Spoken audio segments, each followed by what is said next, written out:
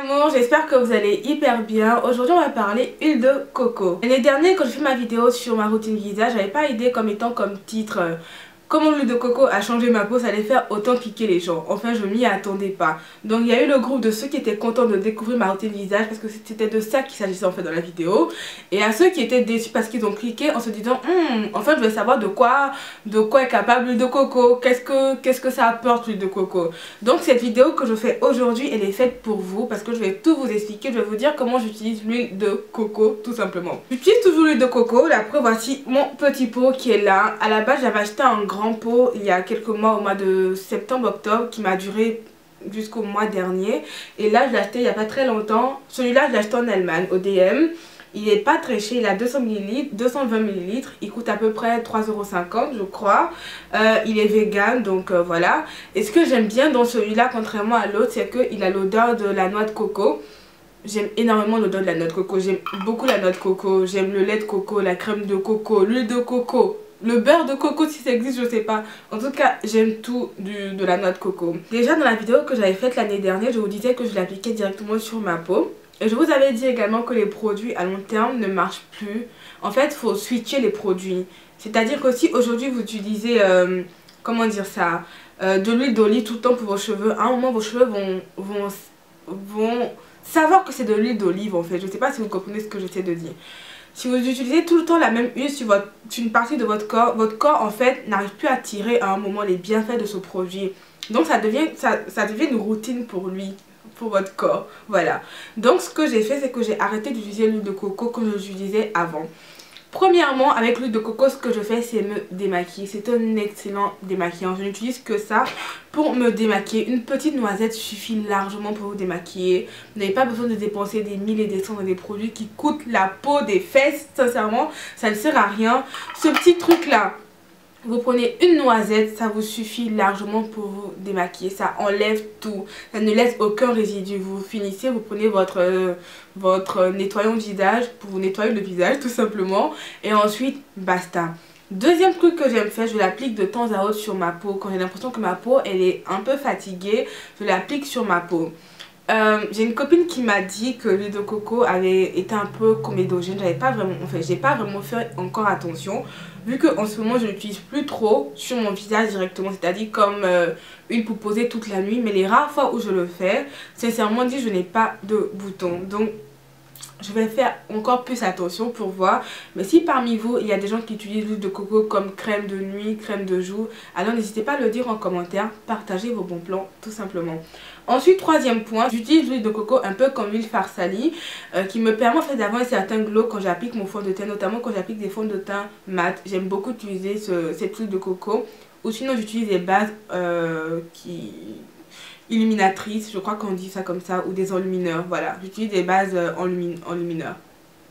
Voilà, vous avez compris ce que je voulais dire. J'utilise également énormément pour mes cheveux, pour poser un masque. Enfin, pour mes cheveux, j'utilise comme bain d'huile. Je laisse poser l'huile de coco toute la nuit sur... Pourquoi j'attrape déjà ce produit pendant que je suis en train de parler? Ça sert à rien. Je laisse poser toute la nuit de l'huile de coco sur mes cheveux et le matin, je n'ai qu'à faire ma routine tout simplement. Si je n'utilise pas de l'huile d'olive ou de l'huile d'abyssine, je crois, ou de l'huile de moutarde, j'utilise de l'huile de coco en fait, parce que l'huile de coco pénètre vraiment au cœur du cheveu.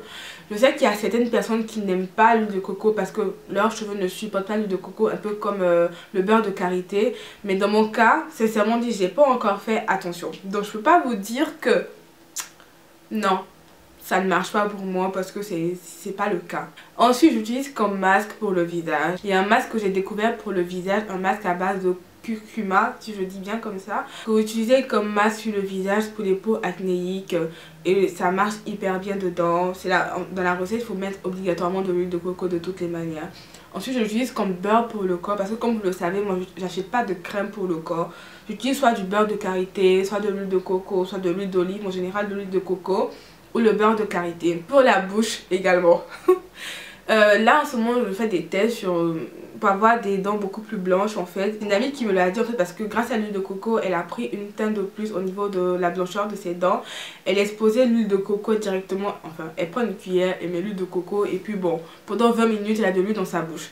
Au début ça fait bizarre parce que je l'ai déjà fait, ça fait un peu bizarre mais après on s'y habitue. Et ce qui est intéressant avec cette huile là, c'est que vu qu'elle a déjà l'odeur de la coco, c'est beaucoup plus facile. Parce que si ça avait été l'autre huile qui n'avait pas l'odeur de la coco, ça aurait été compliqué d'avoir de l'huile comme ça dans la bouche, vous voyez. Donc j'utilise comme ça également. Quoi d'autre encore? Je crois que c'est à peu près tout, hein, sincèrement. Je crois que c'est à peu près tout. Je vous ai tout dit là. Je sais pas quoi rajouter d'autre. Pour la cuisine, évidemment. Pour la cuisine, l'huile de coco, pour faire cuire vos légumes et tout, vos blancs de poulet, pour vos petites salades, pour les vinaigrettes également. C'est hyper bien l'huile de coco. Ça sent bon, ça arome votre nourriture. Et sincèrement dit, c'est l'idéal. Ça ne coûte pas très cher, je trouve. Parce qu'à l'époque, j'avais acheté le grand pot d'un litre, je crois. D'un litre, oui, je crois d'un litre. À 12 ou 13 euros. Je trouve que ça va encore, sincèrement. Parce que déjà, celui-là, je crois qu'il coûte beaucoup plus cher. Si on part du principe que les 220 ml font 3 euros et quelques. Donc ça coûte quand même un peu plus cher, je trouve. Donc, quoique, 440 x 2, 880. Si on part du principe que c'est 3,50, 3,56. Ah non, c'est beaucoup. Ouais, c'est beaucoup. Donc je trouve que l'autre est vraiment plus avantageux. Donc voilà, j'espère avoir répondu à vos questions. Parce que je ne reviendrai plus sur cette vidéo là. Je vous dirai au fil du temps si j'utilise toujours de l'huile de coco ou si je ne l'utilise plus. Donc n'hésitez pas à commenter, à liker, à partager, à me dire ce que vous en avez pensé. À vos amis qui hésitent encore à acheter de l'huile de coco, moi je trouve que c'est vraiment une huile excellente. Sincèrement, j'ai rien à lui reprocher pour des peaux acnéiques comme la mienne, pour des peaux qui ont des taches, notamment pour les taches également, parce que au niveau de ma poitrine, au niveau des seins, j'ai quelques taches en fait, et j'applique l'huile de coco certains soirs avant de dormir et mes taches sont en train de s'estomper. Donc voilà. Donc sur ce, j'arrête de me relater, je crois que je vous en ai assez dit. N'hésitez pas à vous abonner, à mettre des pouces en l'air et activez également le bouton de notification quand je partage une vidéo. Comme ça, vous recevez rapidement un mail qui vous dit « Allez, Yacine, elle a publié une vidéo. » Et comme d'hab, vous venez, vous cliquez, vous regardez, vous partagez, là, voilà, et vous me suivez sur les réseaux sociaux. Donc, bye bye!